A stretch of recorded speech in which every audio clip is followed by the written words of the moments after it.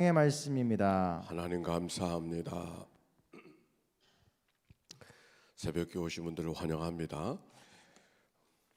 레위기서 17장의 말씀입니다. 아주 유명한 말씀이고 우리가 기억해야 될 말씀들이 오늘 말씀 속에 기록이 되어져 있습니다. 오늘 17장 말씀은 두 쪽으로 나누어 볼 수 있는데 1절부터 9절까지 있는 말씀이 있고 그 다음에 10절 이하의 말씀으로 구분할 수가 있습니다. 먼저 3절 4절 한번 읽어봅시다. 시작.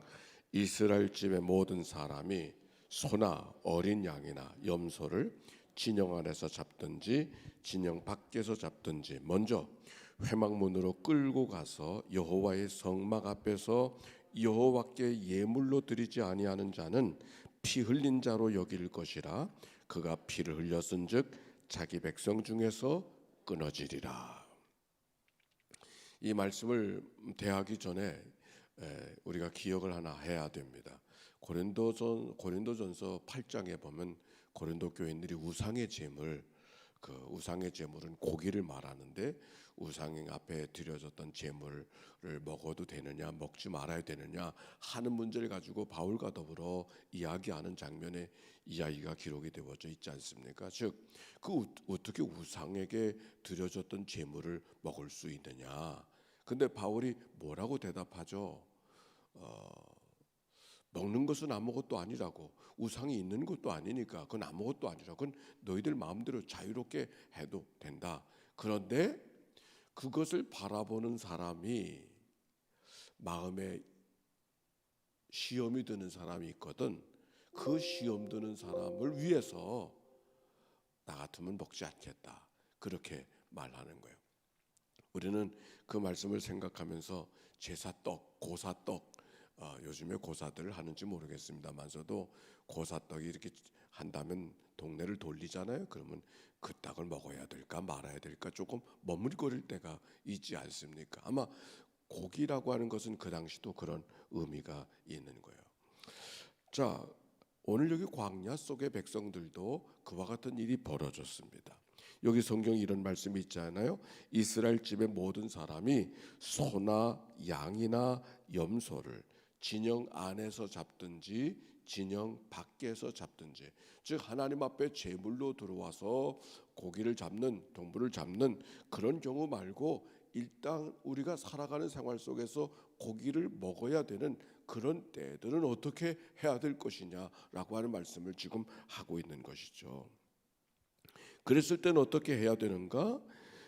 진영 안에서 잡든지 진영 밖에서 잡든지 먼저 할 일이 있다 그랬어요. 4절, 먼저 회막문으로 끌고 가서 여호와의 성막 앞에서 하나님께 예물을 드리지 아니하는 자는 피 흘린 자로 여길 것이다, 그런 말씀이에요.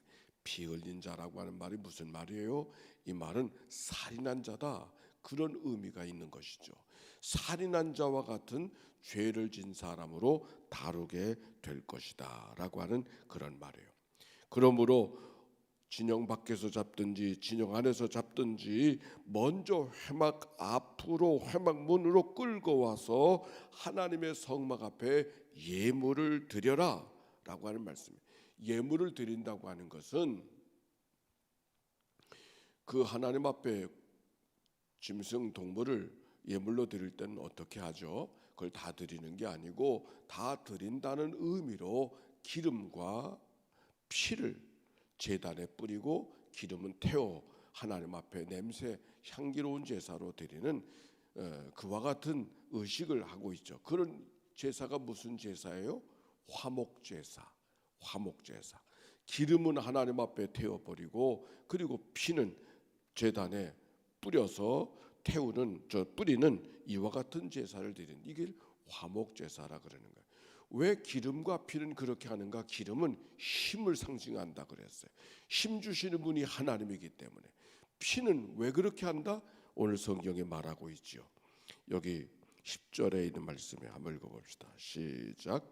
이스라엘 집 사람이나 그들 중에 거류하는 거류민 중에서 무슨 피든지 먹는 자가 있으면 내가 그 피를 먹는 사람에게 내 얼굴을 대하여 그를 백성 중에서 끊으리니. 11절 시작. 육체의 생명은 거기까지. 육체의 생명이 어디 있다고요? 피에 있다 그랬어요. 제가 지난번에 레위기서 읽다가 이 말씀이 레위기서 11장에 있는 줄 알고 제가 11장 11절을 읽으라고 그랬다가 찾아보니까 없어서 저를 당황하게 했던 말씀이 이 말씀이에요. 레위기서 11장이 17장에 있는 말씀이에요. 육체의 생명은 피에 있습니다. 여러분, 이 말씀을 어떻게 생각하세요? 이거는 성경의 가르침만이 아니죠. 우리가 일반적인 사람들의 문화 속에서 피는 생명이라고 하는 그런 문화가 있어요. 여러분, 피 그러면 어떤 생각이 듭니까? 죽음, 그런 의미가 들잖아요. 이거는 성경에 있기 때문이 아니라 이 땅에 살아간 모든 사람의 문화 속에서는 피를 보면은 피 흘린 자가 있으면 죽겠구나, 이런 생각을 하게 되는 것. 그래서 피가 다 빠지면 사람이 죽었다, 이렇게 생각하는 거죠. 그래서 저 피에 생명이 있구나.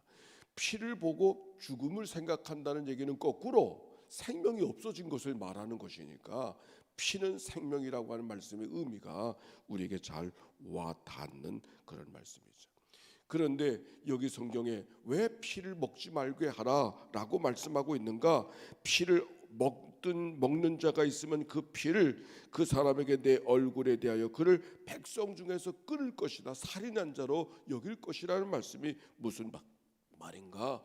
생명은 하나님께서 주관하시고 하나님이 주신 것이니까 생명을 마음대로 좌지우지하고 마음대로 자기 것으로 삼으려고 하는 사람은 하나님의 영역을 범하는 사람으로 여겨져서 하나님께서 끊어내시겠다, 하나님께서 벌하시겠다, 그런 말씀이 드는 것이죠.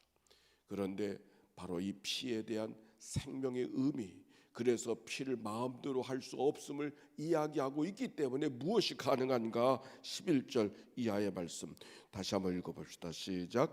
육체의 생명은 피에 있음이라 내가 이 피를 너희에게 주어 제단에 뿌려 너희의 생명을 위하여 속죄하게 하였나니 생명이 피에 있으므로 피가 죄를 속하느니라. 무엇이 죄를 속한다고요? 피가 죄를 속하느니라. 예수님께서 이 땅에 오심에 우리의 피값을 통해서 구속의 은혜를 베풀어 주셨음을 고백하고 가르쳐 주시는 복음은 바로 이 말씀에 근거한 것이죠. 그래서 어제도 읽었던 히브리서 9장에 보면 9장 22절에 이런 말씀이 기록이 되어져 있어요. 율법을 따라 거의 모든 물건이 피로써 정결케 되나니 따라서 합시다. 피 흘림이 없은즉 사함이 없느니라. 히브리서 9장 22절의 말씀은 바로 오늘 레위기서 17장의 말씀을 근거로 해서 피는 죄를 속한다고 하는 이 말씀을 이루어가는, 즉 예수님께서 그렇게 하셨기 때문에 히브리 기자를 통해서 우리에게 주신 이야기가 아니라 이 레위기서의 말씀을 그대로 이루어가는 구속의 제물이 예수님이 되셨기 때문에 피 흘림이 없으는 죄 사함이 없기 때문에 예수 그리스도에서 우리의 피값으로 우리의 죄를 속해 주셨음을 말씀하고 있는 것이죠. 우리가 피를 먹지 말아야 될 또 하나의 이유는 그 피가 우리의 죄를 대속해 주기 때문이다라고 하는 말씀이 옳습니다. 그래서 13절에 보니 모든 이스라엘 자손이나 그들 중에 거류하는 거류민이 먹을 만한 짐승이나 새를 사냥하여 잡거든 그것을 피를 흘리고 흙으로 피를 덮으라, 그렇게 말씀했어요. 사냥하다가 또는 동물들을 사냥하다가 그 죽은 시신을 보거나 피 흘린 것을 보면은 그 피를 마음대로 대하지 말고 피를 흙으로 덮어라. 피를 아주 멀리하고 인간이 접할 수 없는 것으로 이야기하는 것이죠. 이 말씀 때문에 여호와의 증인도 그래서 수요를 받지 않은 이야기가 이 말씀에 근거해서 여호와의 증인이 나오는 것이고, 유대인의 음식 코셔라고 하는 그 유대인의 독특한 음식이 뭐냐면, 유대인의 음식은 뭐 유기농이나 무기농이나 이런 음식이 아니고 피가 묻어 있는 음식인가 피가 묻어 있지 않은 음식인가를 구분하는 것이 유대인의 음식이에요. 그래서 피 흘린 것이 있으면은 그 피를 다, 여기 성경에는 흙으로 덮으라 그랬지만 물로 씻고 또 물로 씻고 물로 씻어서 이만큼 하면 물로 다 씻어져서 피가 없지 않느냐고. 그래서 피 있는가 없는가를 확인하는 요리, 그것이 바로 유대인의 음식이 되어진 것이죠. 자, 오늘 말씀을 통해서 우리가 배워야 될 것은, 우리가 들어야 될 복음은 뭘까?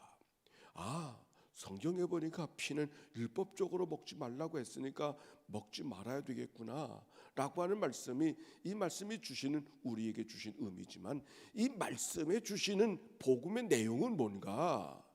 즉 하나님의 영역, 피라고 하는 것을 먹지 말라는 이유는 하나님의 영역을 인간이 마음대로 좌지우지하지 말라고 하는, 인간의 마음대로 다루려고 하지 말아야 된다고 하는 말씀이 이 말씀 속에 담겨져 있는 속뜻인 것이죠. 우리가 살아가면서 이렇게 생각하면 돼요. 사마리아 수가성 여인이 예배의 문제를 갖고 이야기했었을 때, 예루살렘에 가서 예배해야 됩니까? 이 산에서 예배해도 됩니까? 라고 우리들의 선조들은 예루살렘에 가서 예배해야 된다고 말하지만, 이 나라에서는 이 산에서 예배해도 된다고 이야기하는데 어느 곳에서 예배해야 됩니까? 이렇게 묻는 사마리아 수가성 여인을 향하여서 예수님께서 뭐라고 말씀하셨어요? 하나님은 영이시니 여기도 저기도 아니고 신령과 진정으로 예배하는 자는 하나님께 진정 예배하는 자라고 그렇게 말씀하셨잖아요. 중심, 자세, 태도, 어떤 마음이 하나님께로 향한가, 그것이 더 소중하다고 하는 그런 말씀이 주님의 가르침인 것이죠. 그게 복음적인 가르침이란 말이에요. 오늘 성경도 마찬가지예요. 율법적으로 피를 먹어야 되는가 말아야 되는가 라고 하는 문제, 그 이전에 왜 피를 먹지 말라고 하셨는가 하시는 하나님의 뜻, 하나님의 생명을 인간의 마음대로 좌지우지할 수 없다고 하는 하나님의 가르침을 우리 마음속에 간직하고 살아가야 된다고 하는 말씀인 것이죠. 오늘 말씀을 통해서 우리가 받을 수 있는 것은 피, 이거는 생명이다. 핏값을 주고 우리가 구속함을 받은 백성의 삶이 어떤 삶을 살아가야 되는가? 하나님이 주시는 생명을 갖고 살아가는 그런 은혜, 이것이 바로 이 말씀을 통해 주신 하나님의 은혜인 것이죠. 육체의 생명은 어디에 있습니다? 피에 있습니다. 피가 곧 생명, 생명이라고 하는 것이 뭐예요? 그죠? 눈만 껌뻑껌뻑 살아있다, 이게 살아있는 게 아니죠. 감사하고 감격하고 찬송하고 자랑하고 노래하고, 이게 살아있는 거 아니에요. 눈만 껌뻑껌뻑 뜨고 살아있다, 그건 살아있는 게 아니에요. 오늘 말씀을 통해서 육체의 생명이 피에 있습니다, 이 말씀을 갖고 우리가 피값으로 은혜를 받았으니 살아있음을 노래하고 살아있음을 고백하고 살아있음을 자랑하고 살아가는 이런 날이 오늘이 되어야 되지 않을까요?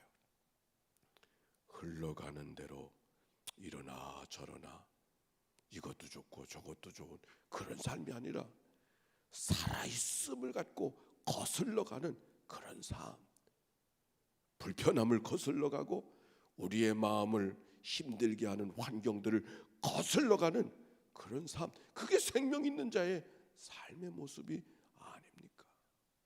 제가 목회하면서 한 분을 기억을 잊을 수가 없어요. 이분은 참, 그분이 제가 가장 어려웠던 교우님 가운데 한 분이에요. 왜 어렵냐면 그분은 피에 대한 그 뭐라고 표현해? 피에 대해서 어떤 다른 어떤 이미지가 연상돼요. 피 얘기를 못하는 게, 피 얘기만 하면 몸을 아주 경직돼 가지고서 어떻게 자유롭지 못한 그런, 아니 복음은 피를 얘기해야 되는데, 예수의 피를 이야기하는데 피 얘기만 하면 사람이 경직이 되니까 어떻게 복음을 얘기해야 될 수 있는 방법이 없어가지고 참 제 마음속에 제가 만났던 많은 교우님들 가운데 마음속에 참 어려웠던 교우님이에요. 피를 얘기해야 복음을 얘기하는데 피를 얘기할 수가 없으니까 피 얘기하면 얼굴이 막 얼굴락불굴하고 경직이 돼. 몸이 벌써 부자연스러워지고 어쩔 바를 모르는. 우리는 거꾸로, 여러분도 그렇습니까? 그렇지 않죠. 거꾸로 피는 생명이라고 하는 말씀을 기억하고 예수님이 우리의 죄를 위해서 피값을 내셔서 그렇게 그냥 생각하는 정도가 아니라 우리가 그 피값으로 생명을 받은 존재니까 생명력 있는 삶을 살아가는 하나님의 은혜가 우리 안에 있어야 되겠구나. 하나님이 레위기서 17장을 읽게 하신 이 아침, 이 하루 동안 피값으로 생명 얻은 자의 삶을 살아가는 그런 은혜가 모두에게 있게 되시기를 주의 이름으로 축원합니다. 질문합시다. 오늘 피값으로 받은 우리 하나님의 은혜가 우리는 세상을 살아있음을 노래하는 삶으로 살아가고 있는가 자신에게 묻고 하나님 앞에 순종하는 이 아침이 되기를 바랍니다.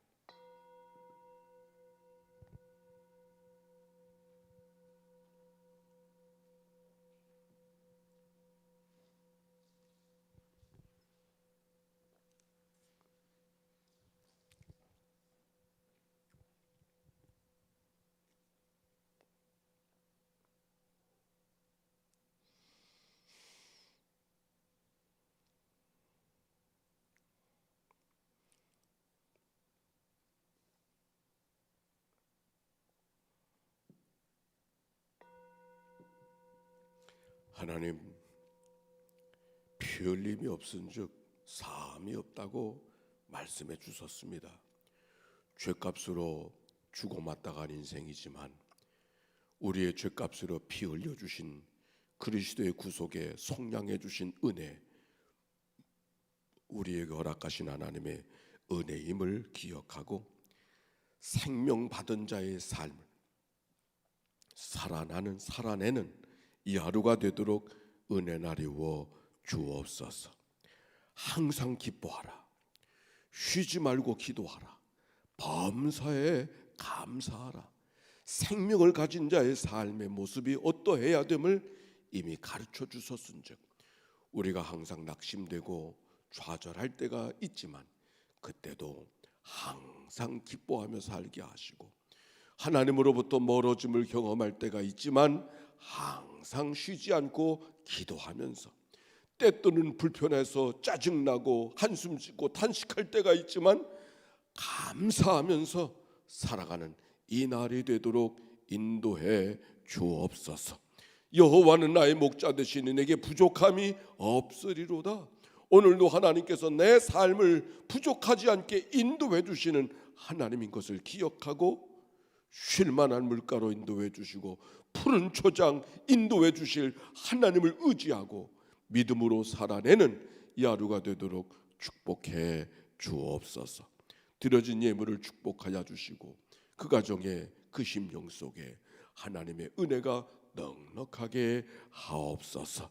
이 한날을 다 주께 의탁을 드릴 때 우리를 구원하신 예수님의 이름으로 기도하옵나이다. 아멘.